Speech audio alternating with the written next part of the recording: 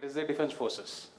At the age of 16, you can apply to join the NDA or the Naval Academy.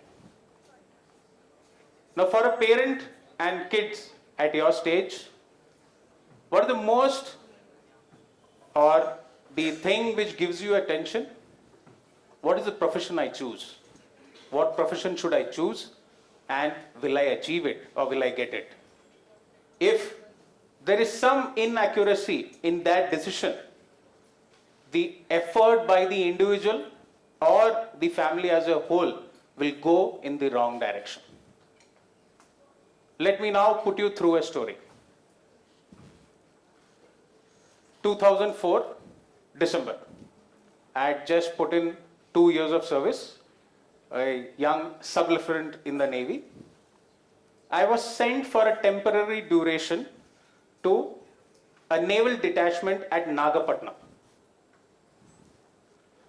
On the fateful day of 26 December, a Sunday of 2004, a 9.2 Richter scale earthquake in the Indian Ocean creates a tsunami.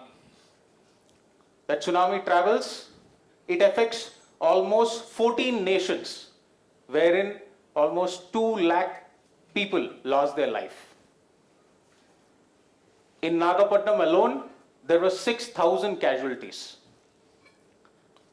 Now that tsunami wave which hit Nagapattinam, the maximum affected area in India was the Andaman Islands and the East Coast, because the focal point was in near Indonesia. Me and my men, we witnessed the wave coming to us at Nagapattinam because our office was right at the beach along with the Port Trust building. We were lucky, we could take shelter in our office, and God's grace, in the whole of Nagapattinam, ours was the only building which withstood the force of the nature. We saw how the nature's fury took charge of the city and washed it off. Before the nation could come to know what exactly had happened, Indian Navy ships were already next to the coast of the districts which were affected, ready to provide relief to the affected people. Me, at that age of 22, I had just witnessed a natural calamity. I had a team of 9 sailors under me. Leadership was situational. Whatever I could refresh from the academy days, which I had passed through, that was the place wherein I had to innovate my leadership and carry out relief operations. As per the government or the administration fields, we armed forces are supposed to be the best people who could give support to any administration for the local population. Why? Because the NDRF, which is the National Disaster Relief Force, was created only in 2009, and this was happening in 2004. So the responsibility was automatically on us to do the relief operations there, along with other things of providing medical support, creating shelters. We were also collecting bodies of the unlucky ones who could not survive. Now, what did it teach me? I was there, standing, leading some military and civilian people, giving advice to the collectorate, to the collector's office, administration, how to carry out the relief operations. An experience of worth a lifetime. I cannot forget. We in the armed forces, we are put through many situations, and due to the type of training we are given during the training stage, are able to stand up in those situations and deliver the way it's supposed to be or expected from us. Another story. We move forward to 2009. I was posted on a Coast Guard ship named Sangram, posted at Bombay. We were out on a patrol, on a sailing of Gujarat. Cyclone Fian, which originated in the Arabian Sea, was creating havoc next to the coastal areas. And our ship was suddenly diverted on the orders that we had to salvage a dhow which was stuck in between the cyclone or in the eye of the cyclone. Now, dhows are boats or big boats which carry items normally from India to Gulf countries like livestock, food grains, etc. We were given the exact GPS location of the dhow, which was right in the center of the cyclone, by a reconnaissance helicopter, our own reconnaissance helicopter. In spite of knowing the GPS position, it took us 5 hours of search to finally reach the dhow. And when we reached, we were able to sight the dhow hardly when it was less than 50 meters away from us. That was the state of the rain and visibility in broad daylight. Initially, our attempts was to salvage the dhow itself because the dhow's machineries had gone off because of flooding due to the sea state, bad sea state in the cyclone. We made 2-3 attempts by the ship to go next to the dhow and pull it, but we realized the flooding had taken over the dhow and it was in a non-recoverable state. Then our mission was to rescue the 12 crew members somehow. Now the crew members at that time had already lost hope. They were on the verge of giving away their life. Seeing us, it was a big consolation for them. We made numerous attempts. Now the only way we could get those lives on board the ship was either the ship sends its own boat to the dhow, rescue them, or the 12 crew members jump into the sea, swim and come across to us. Now you can imagine in this sea state neither of it was possible. So what the commanding officer and the crew, the command team of the ship decided, somehow we will take the ship next to the dhow and try and save the lives. Finally, after multiple events, multiple attempts, we went shoulder to shoulder to the dhow and we picked one life per time. And just like in the movies you see, how does a hero save the day at that last moment? He diffuses the bomb at that penultimate second. Exactly like that. By the time we picked up the 12th man out of the boat, within half a minute, the sea swallowed the dhow. It totally disintegrated and it went into the sea.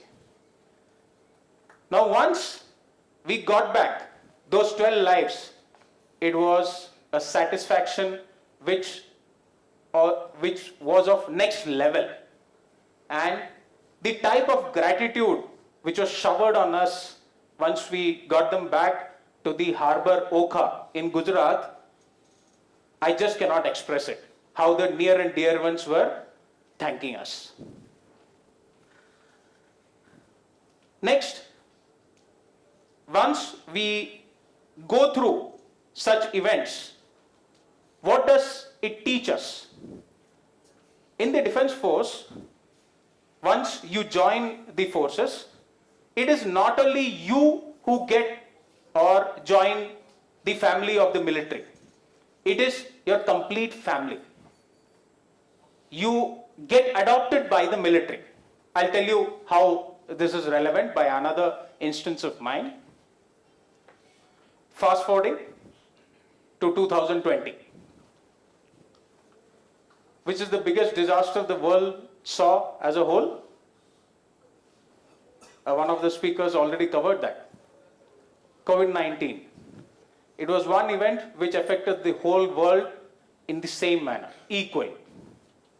But we in the military, we were still working in the same way, up and about, doing our routine primary job of guarding the borders, guarding the maritime borders in the same manner, carrying out our training, and in addition, assisting the government and the health department with their charter of saving lives. The number of assistance, the type of assistance which the military provided is enormous. Just to give you a few numbers, the military alone set up around 50 hospitals, large size and medium size, to pool it into the government's COVID hospitals pool. The Indian Air Force flew, the number of sorties flown was almost 560 in 2020 and almost 994 sorties in 2021.